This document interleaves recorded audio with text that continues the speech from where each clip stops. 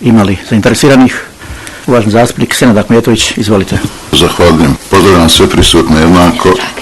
Imam inicijativu za uspostavljanje registra vozila u javnim preduzećima i javnim ustanovama kantona, inicijativu za uspostavljanje registra podataka o vlasništvu imovine, inicijativu za registar zaposlenih u javnom sektoru, inicijativu za registar korisnika poticaja male i velike privrede i poljoprivrede.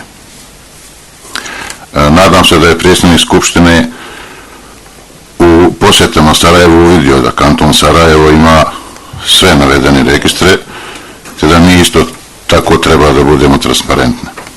Pošto su parlamenti ogledalo građana, ali taj odnos ustavno treba da bude i u javnim preduzećima i javnim ustanovama, postavljam pitanje koliko ima direktora iz reda Bošnjaka u javnim preduzećima i javnim ustanovama u Odžaku.